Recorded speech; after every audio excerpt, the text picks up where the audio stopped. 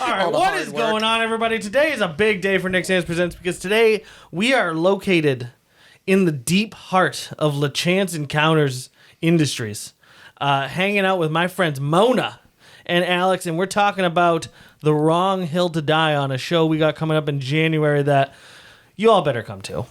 January 20th, January 2026. 20th. What did I say?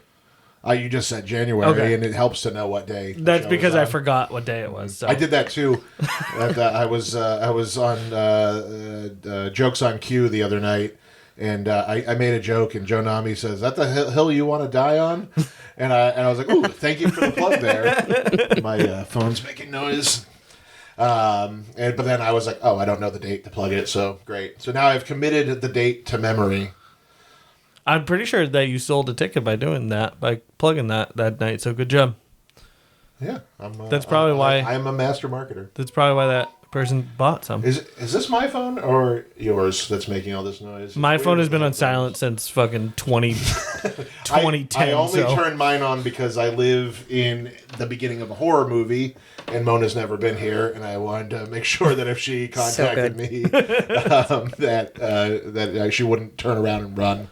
That's the best. It's like you're turning down and it's like, no outlet. Keep going. And then you're like texting, no response. You keep going. You're like, turn down near the power lines. And all I'm thinking are, there's a lot of space to bury bodies around here. I had an Uber driver who wouldn't turn into the driveway. I was coming over from Manchester, and they just stopped at the end of the driveway. And I was like, I am too drunk to walk this driveway. You need to drive me to my house. They're like, well, I'm not going down there. Because you can see it right now with the leaves gone. But in the summertime, you can't even see the house, even with the lights on. You don't even know there's a house here. So people get very freaked out. That's why we podcast during the day. There is no house. There's no house. There's just a mailbox, so it seems like there's a house, and there's just a pit of despair. And then you fall in, and then nobody hears your cries. And my name's on the mailbox, but the letters are peeling off, so it looks even creepier. Yeah, it's like you're that child that got this house from your parents, but they stuck you in the attic until they died. Type of situation? Nope. I got my work ethic from my parents that allowed me to buy this house. All right. Don't try to make me a Nepo baby. Because that doesn't count as Nepo. Inheriting something's not nepotism, is it? I don't know if inheriting your parents' house after you have to live in the attic your whole life is considered nepotism. Easy with the attic. We have... What's up there? What is in the attic? Actually, the attic used to be my office. Now my office is here because I couldn't take over 2 full rooms in the house. That would have been a power move, though, to make people walk 3 flights to get to the podcast studio. I mean, you couldn't do it. Crawl. So I'd have to hire a new camera. I'd need to get a Sherpa.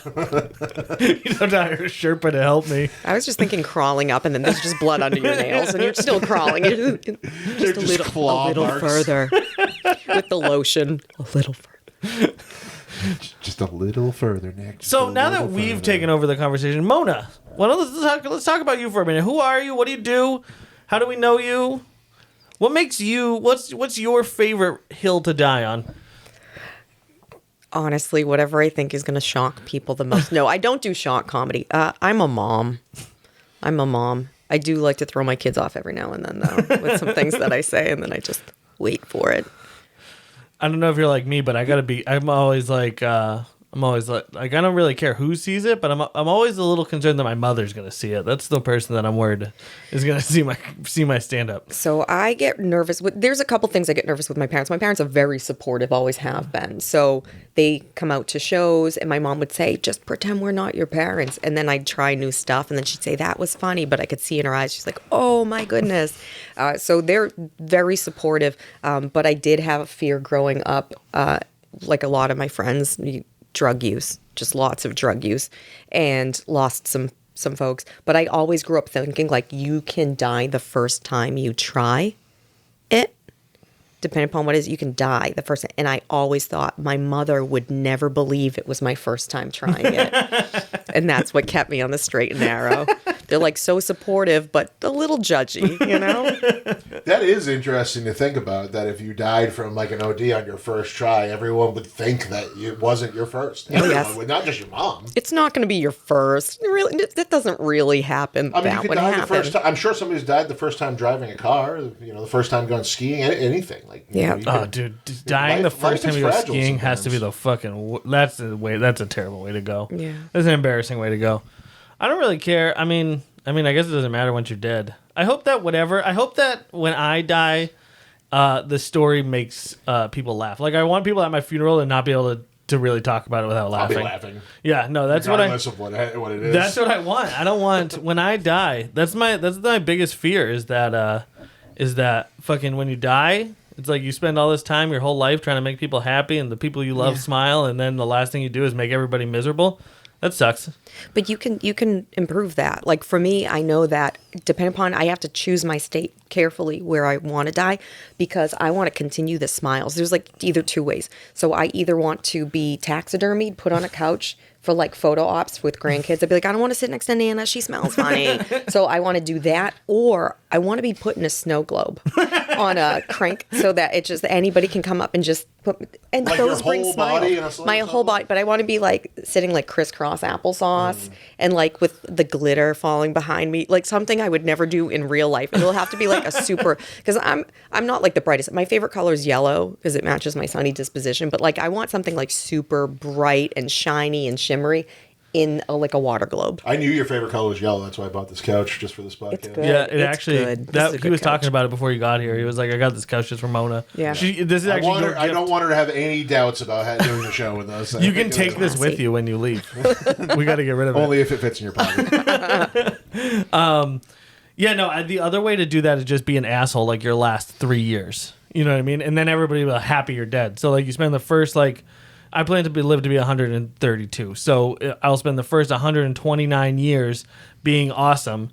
Last 3 years be a douchebag, and then everybody's happy when you're dead. And what are the steps you're taking to prolong your life? Oh, nothing. I'm just sheer willpower is the only thing that's going to keep me Persistence. going. I will not die. I believe that the more food with additives you eat, and like they keep you fresher for longer. Yeah, I did see you eat an Oreo every day for about a month and a half. I know. I got to pick that back up. I dropped the ball. Now I've been doing these skits, and they're fun. So The skits are doing good. I like your skits. I've been enjoying doing those instead. So I got to bring them back. But you get fucking. This is what I hate about social media is it's like you're supposed to post as much as you want, but then you also get in trouble if you post too much. So I don't know. I'm Get fucking in trouble?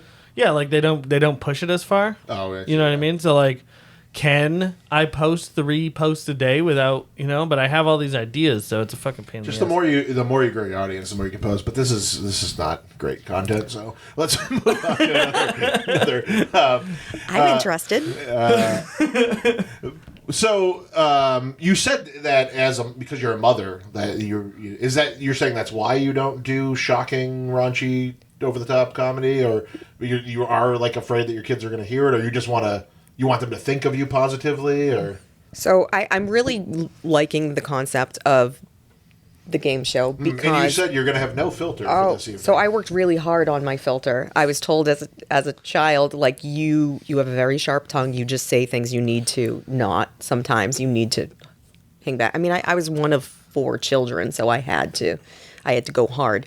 But my comedy, I would say it's not clean, it's not dirty, it's lived in. So it's my life, right? So for me, I don't say anything that in my comedy, it's based off my life. So I don't say anything if it's not like on the truer side or if I don't really believe it. I'll say something for a laugh, but it's not anything that would really reflect that badly on me. I think It's the same thing you would say if you were just believable. shooting the shit at a party. Oh, yeah. And trying to be funny with party guests. Yes. It's not any different. I'm not into comedy to upset anyone. I'm into comedy to make myself laugh about the stuff that I go through, and then if it's relatable, that's I don't good stuff. think anybody should be trying to upset anybody. Even with the most taboo of material, it should be in a way that everybody can laugh at. Oh, sure. That's the way I see it.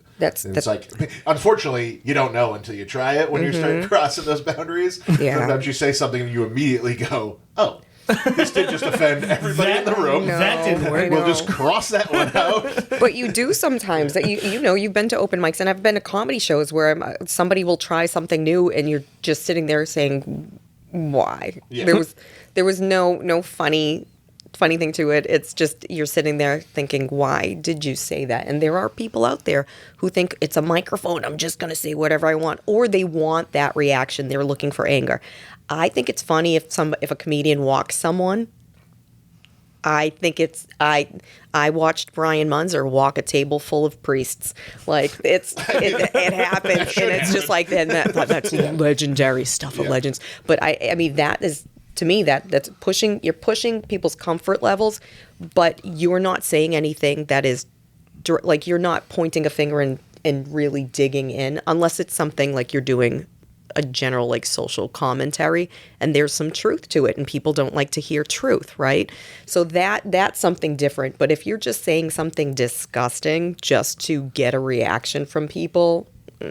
I walked someone a couple weeks ago talking about shitting in a vase at Bob's Furniture one time.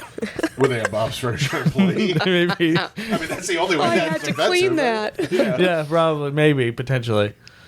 But yeah, no, it's actually kind of a good feeling. I'm not gonna lie. I watched her get up and leave the room, and then I saw her boyfriend get like a text, and then he shortly left too.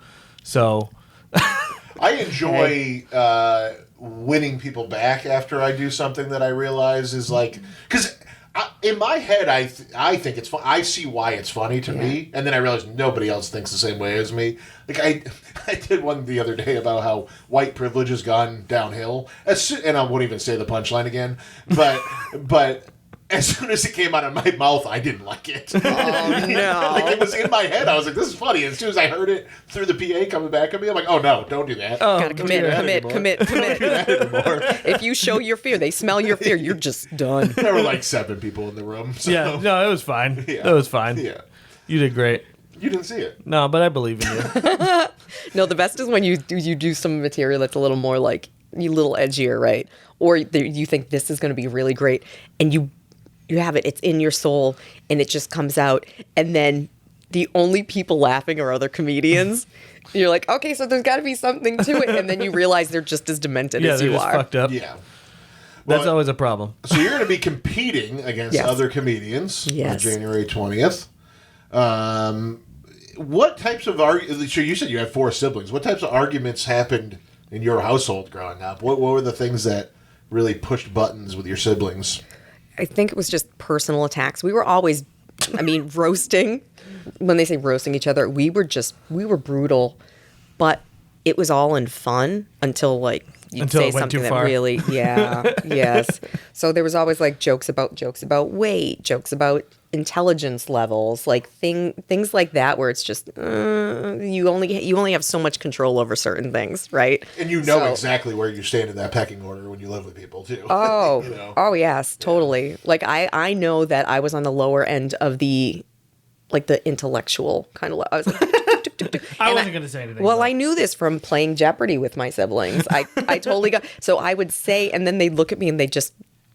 No, and if I got it wrong, so I got to a point where I just wasn't shouting out answers. So then I started playing with my kids. We'd watch Jeopardy and they'd shout out answers, and then I'd say it, but I still, even though I would say it under my breath, and then they'd, oh, if you got it right, they were like, oh, so impressed. I'm like, oh, I am kind of smart. I'm more of a for Wheel of years. Fortune guy. Dude, growing up, I'm very good at Wheel of Fortune, but Jeopardy growing up, like, if I knew the answer, I was like jumping up and down. Like, Yeah, I don't think I've ever known. there could be that whole grid. I would know like one thing vaguely. You know, that show was insane. I'm like, how do people know this? Stuff they'd like play like classical music, and the people would know exactly what it was. Like, who listens to classical music? I've never met a person in my life that actually listens. You? But You made a face. Like you might I be play the person. violin, Okay. so but my dad. You play when the violin? when I was growing up. Yes, not so much anymore. I have an electric at home that just it's collecting dust. But my dad, growing up, we used to listen to a lot of classic rock. We listened to like Allman Brothers, and then we'd listen to Led Zeppelin. But then he'd put on Bach in the car. I listen to Beethoven in the car sometimes when I'm driving. I also like. Well, I stand corrected. There's I know people who listen to classical. If you want to feel like you're driving really fast, even when you're not, you can listen to "Ride of the Valkyries." Always a good hype up song. If you need a hype up song. If you said that song name, I would think it was Iron Maiden. Like, I would have no clue that was Bach. Yeah. It's not Bach. What did you say it was? It's Wagner. Oh, okay. Sorry. You had said Bach a second ago. I just wasn't following. Oh. Or I just wasn't listening. You said Bach a minute ago. I said Beethoven. Oh, whatever. A B is a B. The only thing I know about Beethoven is that movie with the dog. And then he was deaf. I'm sure you know he's deaf. He was deaf. No idea. Really? No. Well, I don't How was he deaf? It means that you can't hear. Maybe I can't hear. No. How is a musician deaf? He used to. I don't know. He had I don't really know. You have to look into it. But he was deaf. I think this is a conspiracy. He had to sit on the floor and play. So he could feel the music. Yeah. I thought you were going to say because he also couldn't walk. It also stimulated him sexually. I'm trying to bring it back to comedy, but yeah. This was all comedy for me. The fact that anybody would actually listen to this is hysterical to me. We're just talking about stirring the creativity. However, we were getting into what you guys would fight over in your household, though, growing up. That was where this all started. Food, too. Food.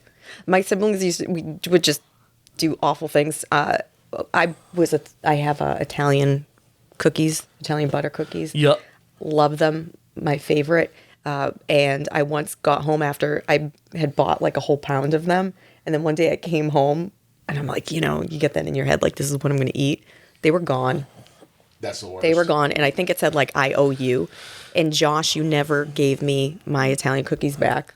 I'll tell you what, as a fat kid, as a fat person, that's go to war shit. That's yeah. They'd change out food. So I thought it was leftover tuna. It was cat food. They're like, no. And so I ate it. But that served me very well in life, later on, because I'm okay with, I will hold the face.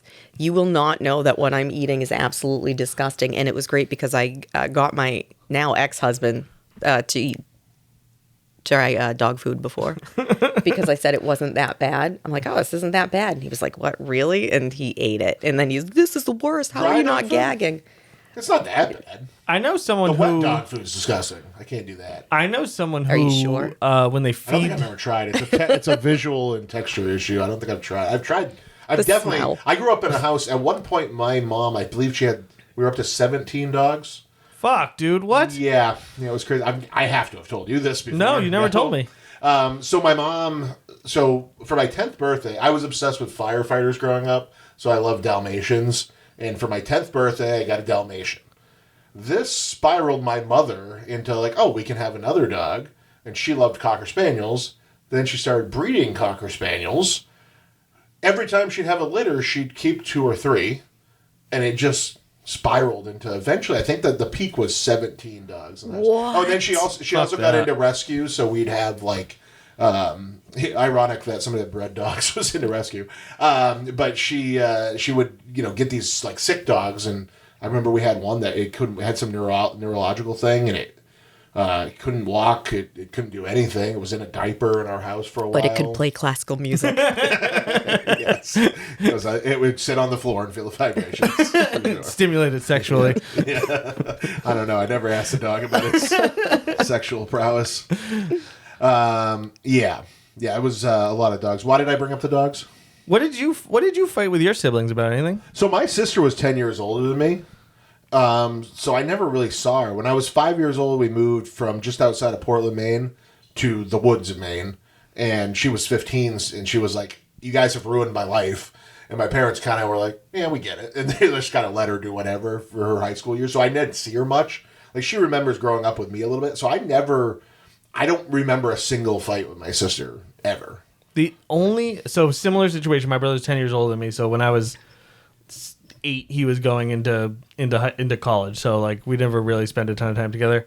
And the only fight I ever remember us having is I became really obsessed with collage for some reason when I was collage when I was a little kid. And so I would cut things out, and I remember I cut a bunch of his baseball cards and his comic books up, and that That was not good. Did you create a ransom note with it? No, no. I was like, Rick, I look at what I did, and he's like, what the fuck? Yeah, I mean, if you touched my baseball cards when I was a kid, I would have murdered you. Yeah, like, no, that was all I cared about. Yeah. But this was the 90s, right? Yeah. So like those cards are worth nothing anyway. Yeah. We all thought they were gonna. We're like, oh, we're gonna have so much money. I have like 3 boxes of cards that are worth dog shit. Oh, really? I didn't know that. Yeah, it's called the junk wax era, because they started printing complete sets. So the whole thing about having open packs and finding the rare cards Yeah. didn't exist anymore. Makes Everybody sense. just got the whole set, so the collectability just disappeared. So none of those Ruiners. cards from the 80s and 90s, most of them aren't worth anything. I don't know anything about baseball cards except that if I ever see a Mark McGuire, I always check to see if it was his rookie card still. I do have a Mark McGuire rookie. How do you feel about steroids in sports? Love them. Me too. I think it's the only fucking way to go. Yeah, that's a good hill to die on. That is a good hill. I'm pretty sure I added that into there. Good, yeah. What do you think about steroids in sports? I don't agree with steroids in sports. You don't? See, I want to see two What's your fucking pushback? freaks. Unless it's arm wrestling. That's probably one of the most dangerous ones to have steroids in, because those guys snap their freaking arms sometimes. I have a story about arm wrestling. I used to skate for New Hampshire roller derby, and I had issues with my shoulders. I dislocated one. I went back. I was still playing. I was supposed to wear Sling? it was a compression thing for my arm to give it some stability. But I was not supposed to do certain things. So I had, so my left came out first, had it repaired. My right came out. I was going in to have that one repaired, but I was still skating until it happened. And it came out during practice. We went to go have some beers after, drink some tequila, and we start arm wrestling. And I was winning, of course. And then one of the skaters sits down. She starts arm wrestling me. I beat her righty. She's like lefty. I beat her lefty. She starts saying she wants right again. Now, this is the arm that had recently come out. I start arm wrestling her. My arm starts coming out of its socket. I yell, it's coming out, it's out, it's out, it's out. She's still going hard. I said, it's out. She finally freaks out, let's go, stares at me all shocked because she was in her head. She's like, the only way I can beat you is if your arm is out of its socket. And I said, yes. You're a bad bitch. You're a bad bitch. Yep. So you were taking steroids at this time? I like that you were like, Yes. I just couldn't do certain things. And I can almost guarantee you 2 of those things were roller derby and arm wrestling. Yeah. So this arm now has a bicep tendinosis and anchors to hold it in place. And I know that the bicep tendinosis is, I think it's because of that last arm wrestling bout. That makes sense. Worth it? Yeah. Pain is temporary. course. Pride is forever. Yeah, fuck yeah. Yes. There Now you go. she knows. Yeah. And I'm looking, now you know. Will you arm wrestle Matt Berry at the event? If you want some of that smoke. You know what? I might. So I usually size people up because I'm not supposed to arm wrestle anymore. So I usually size people up. He's a bigger dude than I am, size-wise. So I think I still might. I think arm you wrestle. got him. I think you could be Matt. He's very wiry. Yeah, no, he is. And Yeah. but he's probably going to be high. Would that help or hurt? I think that'll hurt. Yeah. Yeah, you know how I know a lot how of marijuana addicts are lazy. True. I know a lot of MMA guys who go in and train high. That's like because they just like with grappling, they're like, oh, I flow better. Like my limbs are more limber. That like, used to be a thing. I don't know. Is that still a thing? I mean, last time I was training, yeah, I we heard were some people when say we were training. That it was just a couple of years ago. It was I think last time people was moved in the away gym. from it. Okay. I'm sorry. I think I don't know. I know smoking weed was such a big part of like jiu-jitsu culture for a long time, but They actually do a grappling tournament that's like a weed themed grappling tournament out in Vegas. I forget what it's called. I watched a live stream of it. nice. Last year. It's like chess boxing, but in between rounds you got to smoke a whole joint, Yeah, I don't think there was actually. I don't know if there was any requirement to actually smoke. or you have to do You have to do more edible every round. You got to do more edible until someone gets tapped out. That'd be fun. Ben Chadwick does a podcast live at Empire. I don't know if he's still doing it, but he was doing it at Empire Comedy Club in Maine, where they would do a set go outside, smoke, come back in and do another set high. Something like that. I like that theme. That is a fun theme. I like that you could escalate that too. It's like the first round you could go out, smoke weed, and then come back, do a set, and then you got to go outside and do like PCP, and then you come back, do a set. Yeah, then heroin. Then you go out, do heroin for the last I set. like that. Yeah. Not for me though, because I would die the first time. Sure. Call back. And then your mom would be like, I knew it this whole time. I knew that she was a heroin user. Mom, They it call was me just, Big H. just for performance. Performance enhancing heroin. I mean, if you can get heroin. See, I'm for that. can't get heroin. You know what? I think you've convinced me. I'm now for steroids with performance enhancing. Oh, that's how this all started. Performance enhancing heroin. So, baseball, I was a 90s baseball kid, obsessed. Like, there's a David Ortiz bobblehead behind you, but I wish it was a Mo Vaughn one. Like, 90s baseball Mo Vaughn. was the shit for me. And the steroid era was so fun. Yeah. Smashing those home runs, breaking those records. Like, Sammy Sosa's biceps were bigger than my head. It was awesome. Steroids is the It was only like way. It was like watching pro wrestling. Yeah. It was like superheroes out in the baseball field. The thing is like, I don't want those guys to be like me. I want them to be fucking freaks. Like, as soon as if we could give one of them like a fucking, like a rocket arm, you know what I mean? And like, I want the other guy to be spliced with like gorilla genes to fucking hit that ball, dude. That's exactly what I want. I just feel bad. I always think of when people talk about steroids, I think of when I was younger and you had to watch that show, that movie or whatever, little clip at school about steroid use. And then I just remember the guy saying, and my nuts shrank to the size of raisins. But if you're willing to sacrifice your nuts for better performance, Yeah. then you're the better competitor. But then all I think about when I hear about people, I wonder what their nuts look like. Raisins is crazy. That's Really, wild. though, I don't. Not a prune. Shriveled up. Not a prune. They're just like, If Little you're, apricot. does the a raisin. bag shrink that's too? what I was going to ask, because that's A big, I'll take big steroids empty just for bag. that at this point. Big empty bag. You hit a certain age, you start sitting on them, and it's not fun. Raisins sound delightful. Yeah, but I don't know if the sack actually shrinks. I've kept a lot of elasticity in my skin, so I'm not running into that problem. Still taut against the body myself. Prove it. All right. I don't believe it at all. I do not actually want you to prove it. Come here. I come don't here. believe it at all. Come feel. You can feel. feel. We know each other well enough. Yeah, no, steroids, fantastic. And I think they should just do them. I think it should be required. I would require it to be on my sports team. I think what you do is you just say we're gonna have a steroid league and a non-steroid league, and then you guys who if They you do don't, that in powerlifting, don't that's they? yeah, that's how It's not steroid. But It's not steroids, untested. right? That's Yeah. how it should be. Yeah. Dude, if you want to watch people walk their bicycles up a fucking hill, then you can watch the non-steroid league. If you want to see Lance Armstrong fucking ride for 7,000 miles, then you watch the steroid league. That's how it is. And what happened to Lance Armstrong's nuts? Yeah. Oh, they got taken away, right? Yeah. Yeah, so we don't Mona's know. 100% correct about the steroids and nut thing. You can get fake nuts imported, though. Not imported. Inserted. Imported and inserted. These are from Turkey. I imported these from Turkey. Why do you jump to Turkey? Because they're doing this shit with, like, the hair. The This hair doesn't. plugs. It doesn't seem like the place that I'd want to get my nuts from. I think they seem like they're on top of the medical stuff. I feel like Turkey's the way to go. As far as nut implants, anyways.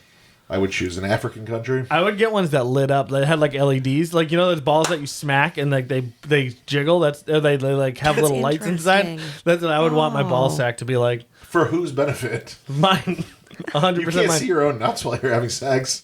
It's not about sex. I What can if- do it what if- whenever. What if I'm just feeling okay. sad? You know what I mean? I was just thinking they were going to activate by the slapping. I mean, that'd be cool, but it'd be like Sex. under, like I'm having sex, and then I just like see the lights coming out. It's like there's a little rave going on Well, down I there. suppose, yeah, if it's in the dark, it's going to light up the room. Yeah. But when you're like 135 years old, who gets the nuts? Who are you going to give My them kids to? can decide where they get go. They'll split them up. Imagine He's got two, so Yeah. Imagine one you for get each. the fucking what do you call it? You get like the ashes back, and there's just two titanium light up testicles in there. That'd be good. That would be good. I like that. What Or do they actually make fake balls out of? probably silicone. I would think. I don't know. So I have no that idea. That would melt in the foot. I was just thinking if they actually did make them out of a metal, because like you'll find Brass. Like if you're cremated, the stuff that you've been inserted in your shoulder will probably be This Still there? plastic. Oh, They yours don't. is They plastic? don't. They don't. They should, but they don't. They use plastic now. So I'm waiting for them to fail. I shouldn't even say that. I'm jinxing myself. You don't have microplastics in your body like the rest of us. You have Macroplastics, yeah. Jinx. You have like two forks worth of plastic in you. I have 8 anchors. Wow. And I just hold those there forever? Yeah, I have 5 in one shoulder, 3. Well, 5 in one. How 3 old in were you the when other. you got those? Oh my goodness. How old am I now? 43. I was just before. I was like 38, You're 50, right? 37, 38. No, I'm just kidding. I'm 57 Really? No, you're not. now. Fuck, you got me. I look so good. I was like, look what? So good. I used to do that to people. I would be like, yeah, I'm 55. I used to tell people that all the time when I was younger, and people would always be like, oh, wow, you look great. You look great. And then now when I say it, people are like, yeah. I always went older. So it's always insulting to me when I do it now. It hurts my own feelings. I remember I said to my wife about one of her friends, I'm like, she looks really good for her age. And then she told me her actual age. I'm like, oh, no, she doesn't. That's the worst. She's way younger than I do like, I get people a little shocked when I say 43 and I have 3 kids, and people look a little like, oh, do you?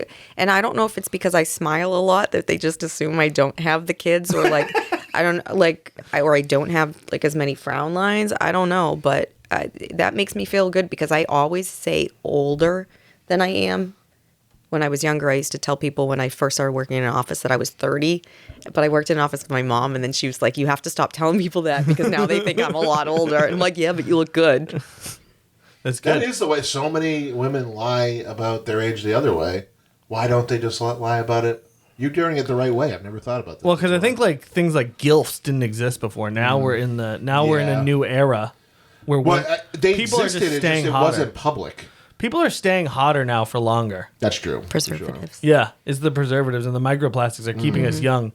We don't know the what. microplastics are keeping us like the dolls that they're making plastic out of. Yeah, They make Valley of the Doll shit. Yeah. I actually have never read Valley of the Dolls. I don't know if I've there's never even heard of anything it. like it, anything like that. But I've never even heard it. I'm learning in this podcast how uncultured I am. I don't know about. Oh, yeah, classical I've been telling you music or that any forever, though. books or- I've been telling you True. you're uncultured forever.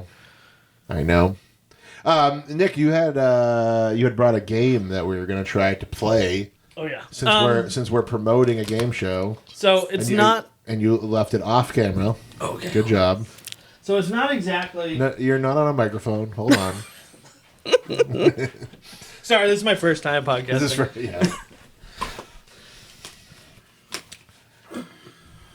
All right, so I don't know how any of this game actually works, and I'm not going to study it now. But you can pull it out. There's questions in there, and you can just pull them out, and we can ask them, and we can just discuss them. Was my Okay. thought. All right, gotcha.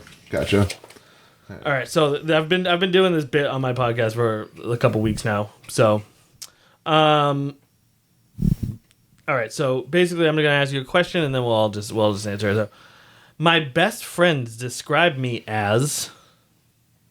Fat. Yep, accurate. I don't hear much else out of my best friends. You should I would have great descriptions if you talked about people who barely know me. They say wonderful things about me. But Mona, Kind. kind. I would say, yeah, that's true. I feel like people who you're the opposite, where I feel like your best friends probably say nice things about you, but people who don't know you are always like, "Oh my god, she looks so scary. She looks so intimidating." I've had that before. I was a cheerleading coach when I was younger. what and haven't you done? I know, but I was told by some of the cheerleaders, especially when they were graduating, they were like, you're so intimidating, you scared us. And I'm like, I mean, I make them do like push-ups and stuff, and maybe it's just like, but I thought that I was motivating. They said, no, you were like a great coach. And they wrote me really nice letters, and I was so touched, but they said, yeah, you scared the shit out of us. I can tell you there's been multiple people who've come up to me at Laugh Attic and been like, could you introduce me to Mona, because like she's just really intimidating and I don't want to go. Like multiple grown men are like, I need to ask Mona a question, but I don't know how to talk to her. Could you like introduce? So funny. I don't know how to talk to anybody at comedy events. I get like I communicate for a living. I mean, so like my job is talking to people. I get into an open mic and I can't have a conversation with anybody without feeling very strange. I don't know what it is about that environment, but it just destroys all my social abilities. And every time I walk away from a conversation going, did I just make an asshole out of myself? Every time. That's me. I feel like that. I think most humans feel like that. I Not don't think me. I'm alone. Yeah, but I don't feel that way in most circumstances. I said most. Unbelievably confident that I'm gonna make an idiot of myself and don't care. Yeah. Yeah, no, normally I don't care. Normally I don't even think about it. Like, I'm confident in all other scenarios. Something about being with a bunch of comedians, and I think it's also, like, what in my head about performing, too. I was gonna say, I Yeah. think a lot of it is just like a part of the, because this happens a lot with like actors too, where it's like you're like when you're on stage, doing comedy, you're playing a character essentially, and so like it's kind of hard. It can be difficult sometimes to like balance that. Like, am I in my I have to be my character, but then I also have to be like the real me, and like you also don't want I don't want to be friends with stage Mona. I want to be friends with real Mona. You know what I mean? So like if you're in stage mode, I'm talking to. I don't know. Like I can understand that. But she talked about It can earlier get how tricky. it's mostly her stage is her real life and who she really is. It's my inner monologue that I let out her. Exactly. Like, I'm not actually a pedophile, even though I have a full 5 minutes about it. That's tough. Like, to get off Yeah, I'm stage. thinking of a no outlet, turn down long road. I hear scratches coming from the attic. What are you worried about? You're an adult. Yeah, you're an adult. You're good. Yeah, I know, but now I'm You're in the thinking, save the children. Oh, okay. Yeah, that's fair. My daughter is very safe. I've had to say this a million times. My daughter is very safe, well cared for. And I've never had to say that. I fear for my safety with my kids. You're a better person than me. No, I get what you're saying though. I just think that that's like a weird dynamic. Again, with actors, it's the same thing. Like when you're in character, like you don't really want people talking to you because you have to stay in character. Like I can't, if I'm trying to be fucking Hamlet, I can't talk to you about fucking what I did this weekend because I have to be this character. You know what I mean? And so I think that's probably part of it. Yeah. I feel like when I'm there, and because you've seen me, I get very much so like I'm just hanging out by the bathrooms. But I'm also the type of person where I don't assume anybody wants to talk to me. So I must speak when spoken to. So I don't assume, oh, that person wants me to say hi. And unless they give me like a, hey, and then I go, oh, hi. And then I'll go and I'll say hi. And then I retreat back to a corner because I'm just so in my own head. I just don't assume anybody wants to have conversations. So if they do, that's great. And I do like conversations. I just, I'm very much so get there, get my jokes in my head, and then speak when spoken to. To me, that spot by the bathroom at Laugh Addict, that's where the varsity crew hangs out. Like, everybody that's actually like accomplished in comedy. It's like you, Vision. Matt, Josh. Like it's Jay. Like it's always the people that actually have done a good amount of actual real book shows and some people have specials or whatnot. Like it's like that's to me that's where all the best people hang out. Like I feel like I can't go in that corner unless I'm going to the bathroom and then I have can to totally go in not that be corner. seen. Just as long as I have some space but that's a really sweet spot because you can see the comedians on stage from that spot Yeah. and you can hear them better than if you are behind a wall or too Yeah. close to everybody else. So there's just a lot of chatter that happens in that room, as you know. And there are times when I want to be in my own head going over my own set, but there are certain people where I'm like, oh, like I love seeing comedians who I've seen a few times and then I know they're developing a bit and I'm like, oh, that's a funny premise. They're not getting laughs right now, but I wait for it to click. And it's an exciting moment for me. Like, I don't know if it's the mom or whatever, but I love being able to hear what someone did with an idea. And there are some comedians I like to make sure that I can listen to them. There are a lot that I shut off. But Most likely me. Here comes the pedophile block again.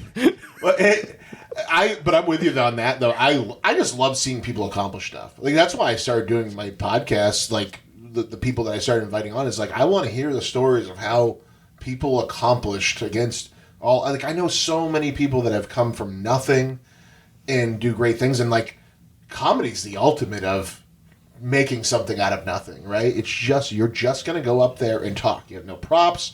You have no help. You have no sound effects. You're just gonna whatever you can cram in your brain that you've come up with and then spit back at people. If you can turn that into a full room of people laughing and having a good time, forgetting about their problems, it's about the most beautiful thing there is to me. Like comedy for me is like as a fan, is taking me out of the misery of daily life, and to watch somebody, like you said, progress and get to that point where they can do it every time they step on stage. It's automatic. They're gonna make that room laugh and gonna make those people happy. It is a beautiful thing to watch. But maybe that's apparent in me as well. I don't think I felt that way 10 years ago about I think it's funny when you start doing comedy. Like I just finished up my first year of doing stand up, and like I've always been a buffoon, and like I've always enjoyed making people laugh. But this is like my first real attempt at like looking at like what it is that makes people laugh.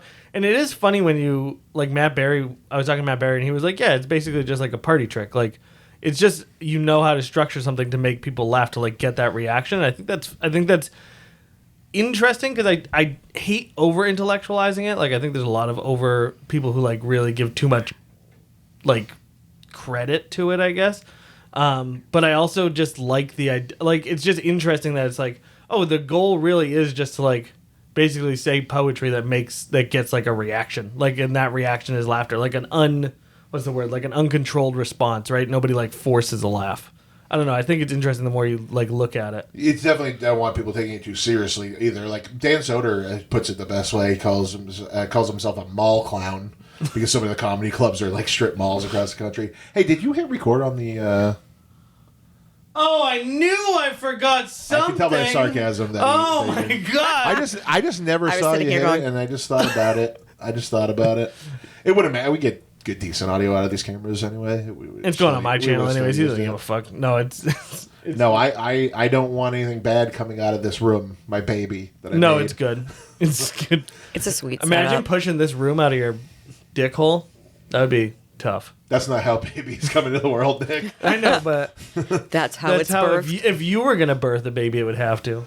No, I only give anal babies. Okay. It's the only anal babies. Only babies on birthing. Anal babies. Oh, that's what I call my shits. Anal babies are gonna be. That's just gonna be in my head. You have a lot of terms. You have a lot of terms for pooping.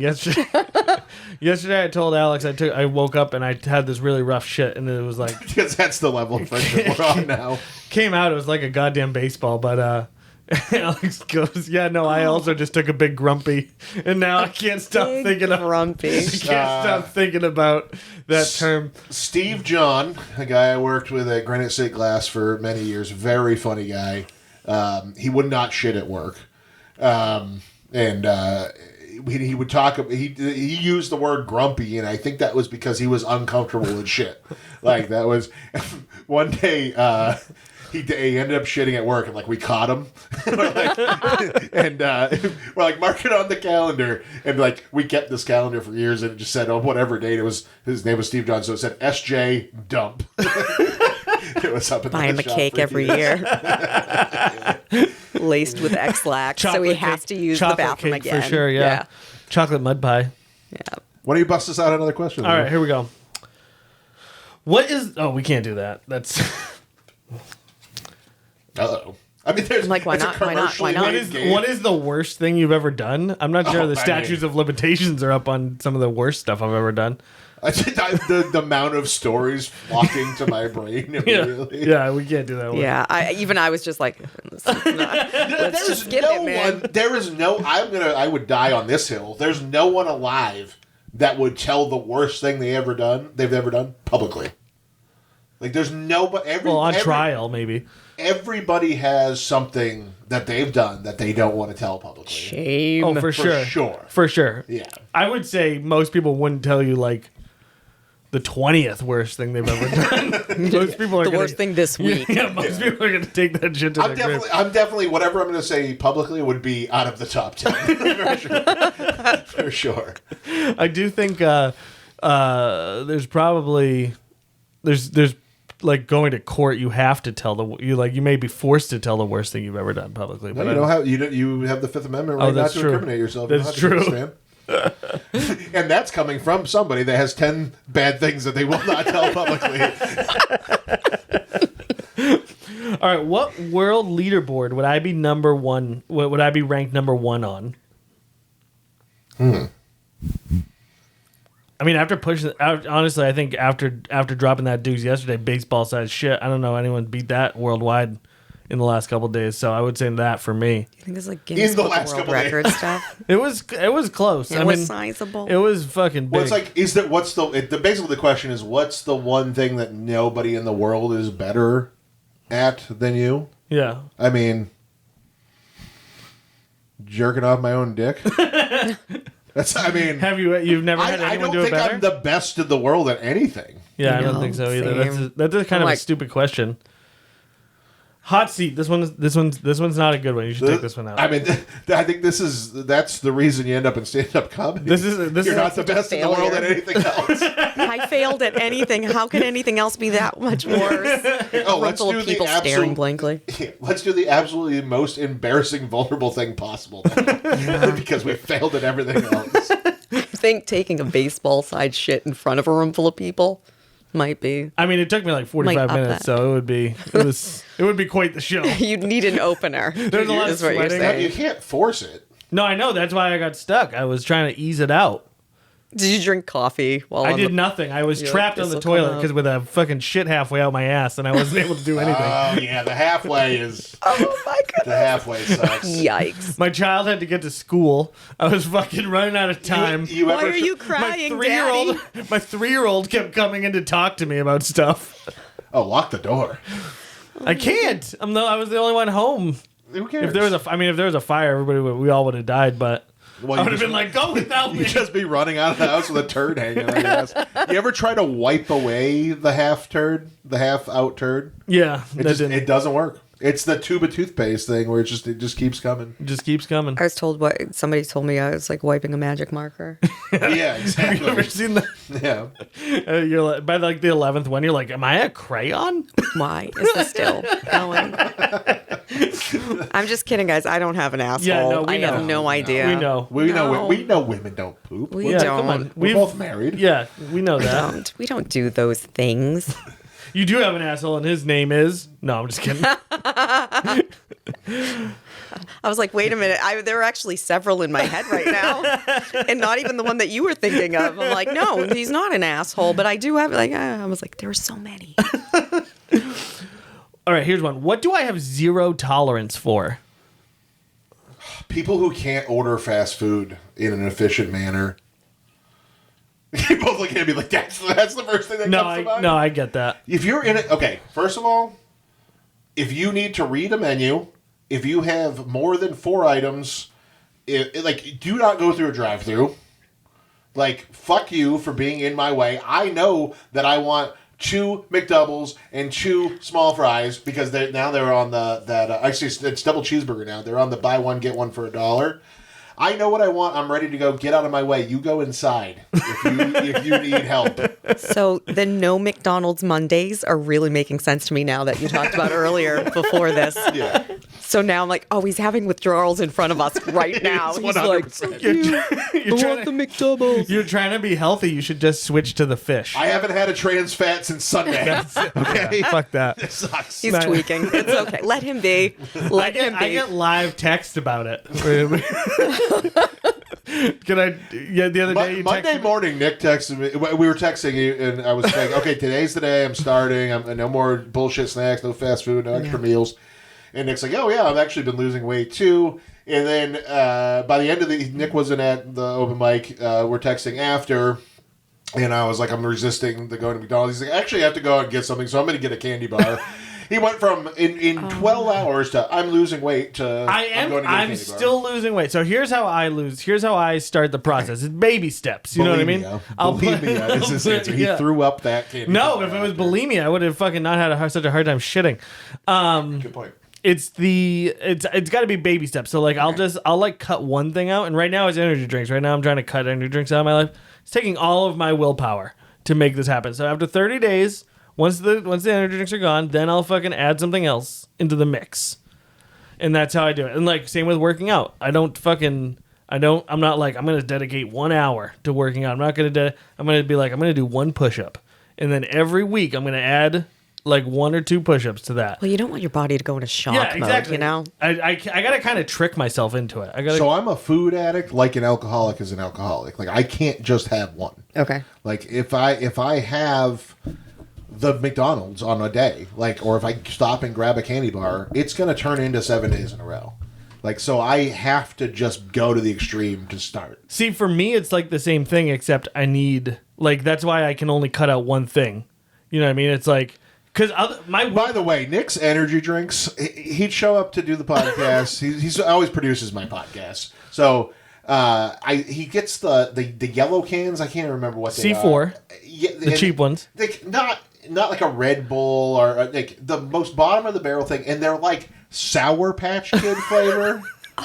You can smell them from across the room. It's insane. You open my car door, and they just spill out. Like empty can just spill out. It's the grossest energy drinks I've ever heard of. Yeah, no, they're real bad. That's why I'm stopping them. I'm trying to switch to coffee because I figure at least it doesn't have like bull testosterone and stuff. One year of him not buying energy drinks, he's going to have like a new Mercedes, Oh, Land God, I hope Rover so. or something. Dude, the energy drinks.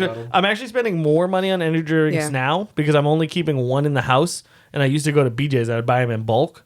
So I'd have like 30 of them, but then I would drink fucking 6 of them a day. So it wasn't working out. But now I got to buy just one. So I'm paying like not wholesale price for them. Wholesale, they're like $1.50 a piece. Now I'm paying like $3. I just to use the term wholesale and energy drinks in the same thought. I buy in bulk. That shows a problem for sure. You make it seem as if you have a convenience store. You set up an account.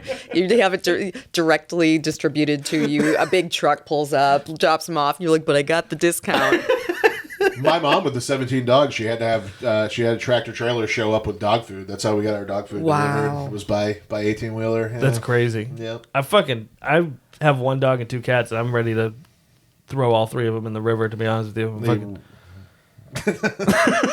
Animal abuse now. Well, like, now we're crossing the line. kidding. You can edit that out, just right? Kidding. I mean, People show up at your house. No, people get it. I always say Show I me the love my cats. pets. he I don't said like that them. so that he won't do it because now there's evidence on Yeah, that. That was exactly. actually a prevention technique. Oh. Yeah, no, there's so many. There's like, it's me, 2 cats, a dog, 2 kids, my wife. It's like, there's a lot of people in this house. You know what I mean? We gotta. 3 of those were not people.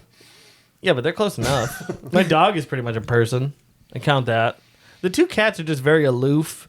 All they you do like is just kind of Stewie shed on Family and throw Guy? up Like everywhere. you can understand the dog. You and the dog talk. Nobody else can understand. No, not this one. My last one was like. Oh no! Wait a minute. The dog talks to everybody. It's Yeah, the baby. Brian talks to everybody. The baby only talks to. You look Brian. so stupid right now. I'm just kidding. I mean,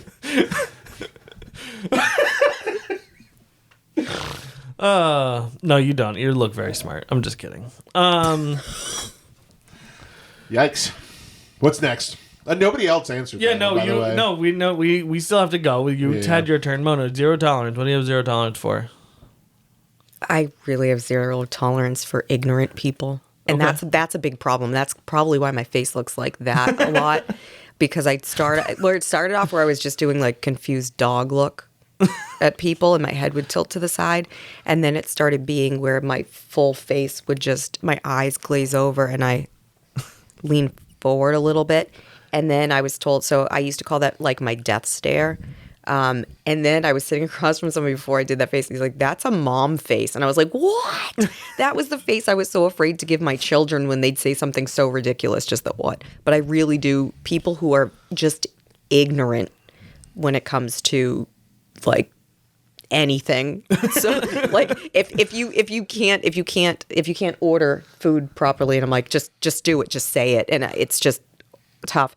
Or if you're ignorant and intolerant, I just have 0 tolerance for that, which is bad. But I snap into my asshole mode rather quickly with people, and I'm direct, so it's even worse. So it's not as if I have like that intolerance, but then I just go off and do my thing. I call people out on stuff in stores. I call people out on stuff. Like when we're out and my children look at me, especially Tiny, the little one, she looks up and she's like, you're doing it again. You're doing it again. I ask people if they want to fight me in a parking lot. When they're that stupid, I'm like, okay, let's bring this out into the parking lot. You want to fight? You want to fight? And part of me is itching that someone's going to say yes, you know? That's the roller Itching. derby girl in you. I was going to say you can take the girl out of Chelsea, but Every now and then you just need a good fight. But I call people out on stuff all the time for just making ignorant, stupid moves. My wife is not a fighter, but she will if someone is yelling or being rude to like employees. My wife will step in to yell at them, and I'm always like, "What are you doing?" No, I'm that's like- awesome. I'm like, you know how many times I've had to almost fight people because she'll be like, "Hey, shut the fuck up! They're doing their best. You know what would make their job easier if you weren't fucking yelling at them? Of course they can't type into the computer right now, you fucking idiot." I like that. I'm like, oh fuck, here we go. I'm going to get on a wrong hill right now. Some of these fucking people working in these places are also ignorant assholes that deserve to be yelled at. Like, True. That's fair. That's fair. I know that's an unpopular opinion, but I worked in fast food. There's a difference between they're just doing their best to they don't give a fuck about you standing there at all, and I don't really expect them to give that much of a fuck. But honestly, it's just as easy to do the job adequately than it is to fuck off, right? If you just do the job decently, you don't have to fucking go over the top or out of your way for shit or do anything special for me. I'm not going to be mad if you make a minor mistake, but care a little bit about the human being that's walking in there. We're both humans. You don't know what I'm going through either, you know? But I know your job sucks, but To me, it comes down to how much they're getting paid. No one's gonna like this. How much they're getting paid. If someone's getting paid dog shit, then I expect McDonald's. If I go to McDonald's, I expect the food to come out at some point. That's just I have the lowest bar possible. It's gonna come out wrong. I don't care. It's gonna come out as long as it's edible. That's all I care about. I just seeing when I'm somebody dealing with Comcast and I know that these people are making a salary that's affording them a living, and I'm fucking getting raped by the price gouging, and all nobody wants to pay attention, and it's taking me 30 days to get a fucking tech out.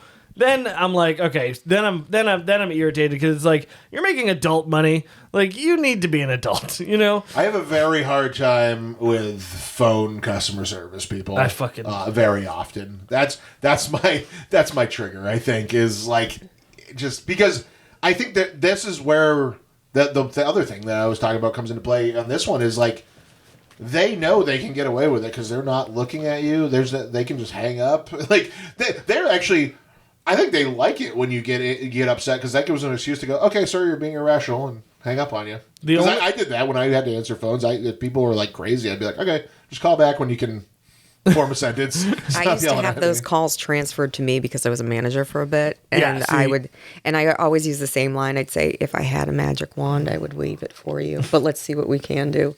And people would go, she does want it. She does want it. I really want to fix things for you. Let's see what we can do. But I do want to let you know, because I work for an employment agency, and a lot of call center jobs that I've found around here and elsewhere, it's $14 an hour. Yeah, it's not good. As Nick was saying that, but as I didn't know, so I didn't want to say anything. But as Nick was saying that, I was I don't know if they actually make decent money. Oh, they don't. See, I always assumed that Verizon. So the only two companies I ever have an issue with are fucking EverSource and Comcast, and every time I deal with them, it's a nightmare. It's never good. I don't understand how two companies who make so much money can be so awful. It fucking drives me crazy. That's what I have zero tolerance for is fucking EverSource. Any businesses that's making 28, increasing their profit percentages by 28% year over year and can't fucking handle a simple problem drives me up the fucking wall. But is that all that profit going to training and going to employee retention and making sure it's not? It's going into higher up. That's why they're if they shouldn't be profiting, they should be putting that money into that. Yeah. Exactly. So the bigger the company, the bigger the profit, right? And they're just not turning it back to where it belongs. The CEO of EverSource made $16 million last year. Nice. Just a fucking crazy amount of money. A year? I'm kidding. That's fucking wild. I can't even fucking... $16 million is insane. I guess it's not all in cash. They get stocks and shit, but fucking... Anyways, we don't need to turn this into that. Now I'm getting mad. I'm like, where's my soapbox? What's an unwritten rule I believe everybody should follow? Don't crop dust. All right. Okay. All right. Do you have a big issue? Like, does that happen to you a lot? Like all the is that time. a I have common I have a problem no then? farting sign in my kitchen. Oh, so it's your children. If I'm prepping food, no, it used to not be. I mean, I have an ex-husband. That was why. Do you have a lot of crop dusting strangers? No, you know what's bad when you're in a store and someone crop dusts you and then you're left there looking like you did it. That's the I best. don't This like does not that. happen to me at all. Yeah, that's because it doesn't happen to me either because I'm the Really? farter. Yeah, because my stink is more dominant. 'Cause I more, win. I'm more powerful. And then You're I like, I leave. know my brand. Yeah. No, I don't. I think I just. I don't. Actually, that made me think of another. Would you rather get onto an elevator with someone who farts? Like, would you rather have someone fart on an elevator, or would you rather someone just be really stinky? Stinky. Really? Stinky. Yeah. So fart particles are a thing, right? And then you Yeah. breathe them in, they're up your nose. So like regular That's so stink much is like shit it in your stink. nose. But Yeah. somebody, you have their fart particle, you have their shit particles Yeah. like in your nostrils, and then you can't get rid of it. They're there. Yeah, but Right? some people can get so stinky. Like, some people can smell so bad. I know, but then you're gonna trail It's still those. not shit. Exactly. How? Yeah, might Well, be. it might- Part it of might it might be. be. Actually, I got on New York subway a couple years ago. I was with my family. I was the first one walking on, and there was a guy laying on the floor in the subway, and his smell. I turned around. It smelled like straight up vomit. I was like, I turned around, walked out. I was like, we're getting on the next train. I can't. Yeah. I can't do it. It was enough time to run over to the next door. So I was like, next one, we'll just wait. I think I'm a little more tolerant with BO than I am with somebody like You have legit just boys? farting next to me. I have boys. I go in there. So you're I open up their used to room that. all the time. I just open their door and I just let it air out. I'm like, you don't have dirty laundry in here. I wash your sheets weekly. I don't understand what this is. Yeah, see, I don't. If someone farted on an elevator, I would laugh and I would think it was funny. So I would, but like if someone, and also you can kind of like call it out and shame them if you really want to. Yeah. But like someone who's smelly, there's nothing you can do about it. You know what I mean? Like I'm not gonna be like, dude, you smell like dog shit. hold like on, there's though. probably bigger issues going on. Fart's only funny if there's noise. The smell's not funny. The noise is funny. No, it's still funny, dude. If you hit someone with a silent but deadly in an elevator, dude, come on, that's You're funny. a piece of shit. Or if someone hits you with it, that's funny. No. Dude, if someone did that to me, The sound of a fart is I want funny. you to The stink picture- of the fart is not funny. I want you to picture you're standing next to like a little old lady, and then all of a sudden the whole elevator smells like farts. That's hilarious. Ugh, old lady fart. I used to carry a fart Mothball cup. flavored fart. You know the fart cups? Like that that like has a the period putty. cup? The putty. No, it's in a no. it's a like a. It makes noises, so it's like putty in a cup, Oh, and yeah, then you yeah, can yeah, stick yeah, it. And so I used to carry them in elevators. So sometimes I would do at first do like a few, and then it got to a point where I was like, let's try doing it like this. So I didn't know what the reaction was because I would do it right before leaving. The doors would close. And people would be so upset. Yeah, see, that's hilarious. That is hilarious. But it's the sound. What is It's not the stench? sound. It wasn't really doing it, but yeah, the faces they just I used to You love got to do doing that shit with. like that. They had those little glass stink bombs. They still make those. yeah. They make Like- for just They fart do. spray now that looks like They mouth do it. spray. That's what you Yeah. got to do. The sound Yeah. effect with the stink bomb, and then walk out.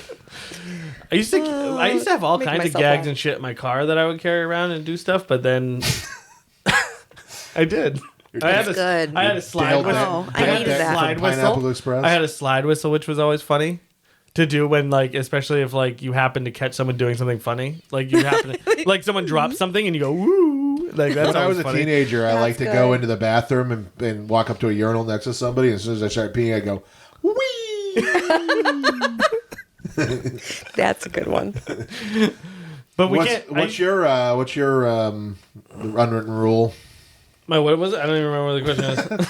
You're Unwritten. supposed to use all that time to think about it. Oh, is that what I was supposed to do? And I didn't, so that's why I'm passing the buck to you. The one unwritten rule I think everybody should, is that what it is? Everyone should follow would be I don't know. I feel like I fucking hate rules. Don't go in the drive-thru if you're ordering more than 6 items.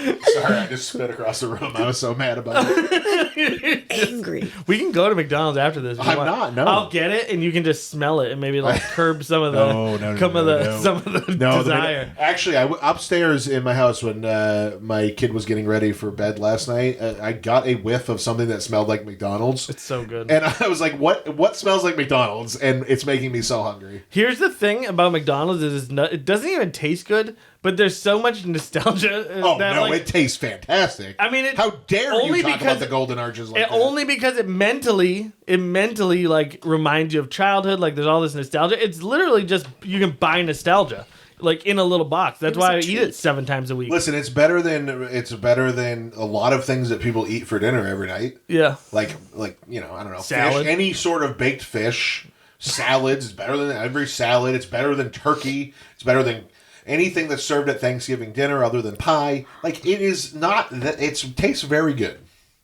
I see. I feel like it doesn't taste as good as it makes me feel. You know what I mean?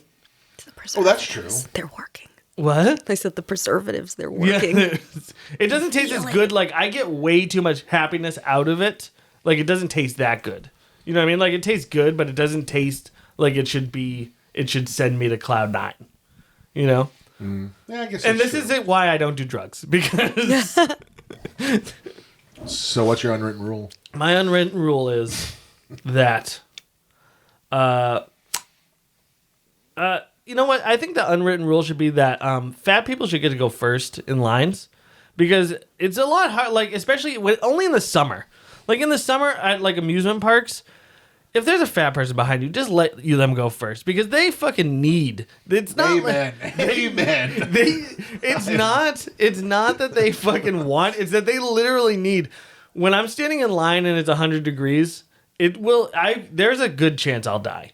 There's potential I will also, die. I mean, there's a good chance that I'm not going to fit in the restraints of the ride anyway, so I'm not even going to take up a place in that line. Exactly. Technically. Just let me move forward. Or like when you're standing in line at when you go to like a clam shack or like a fucking like outdoor like walk up counter, dude, just let me go first. Okay. I already know what I want. It's gonna be a big meal, but they're gonna make it super quick, and then I'm gonna get out of here. Nobody, as a fat, sweaty fuck, you know what I mean? Any sort of wait for food, like if it's for a table or fat people should go first. We need it the most. Or at least let me. We might go on a shooting spree if we don't get that table soon. Dude, enough, if you don't get McDonald's soon, I'm actually a little concerned that you might go on a shooting spree. Maybe. I'm like, if you'll excuse me, I'm like DoorDash. I'm not ruling it out. It's like a hostage situation. The police are like, "What do you want?" You're like, "A fucking 2 double cheeseburgers." They're like, "Release the hostages." How's that for releasing the hostages? I wouldn't have any hostages. I would have eaten them all already. Next. So that's my. This is a good. This should just be a podcast. This is what I did with Derek the other day. This was like a test I did with Derek. Hot Seat's gonna send us a cease and desist. I fucking sent. So Hot Seat, you fuckers, I sent you a fucking request for because they have like other. This will help. Yell at them. Yeah, that'll make them want to work with you. I want to work with you. So fucking reach out. I reached out to you. You guys can reach back. You don't have to ignore me. You guys aren't that fucking popular. You're not Mattel. What simple task am I surprisingly bad at? Mona just got real nervous. I'm like, oh my goodness, there's so many. So many I play dumb about, you know? I would just say breathing for me. Breathe. It's a task. I regularly forget about it. I'm fucking constantly like. I like that it's an inconvenience. Is an involuntary thing a task? Yeah, I guess. Well, then I think it.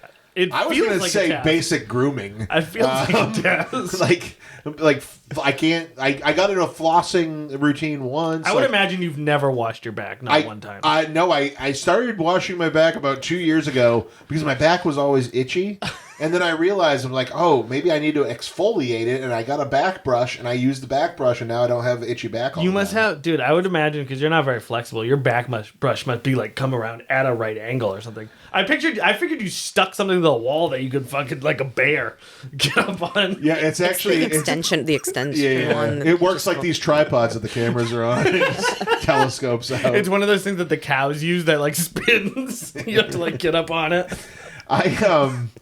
Yeah, no, I that does help. I forget where I was going with that. So you just keep going. Grooming. Sorry, I was about to say something more. But Grooming. Yeah, you've never washed your back. I wash my, but like I can't, like my beard line, I can't like do properly. Like I always miss spots when I shave. Like I can't keep up on flossing.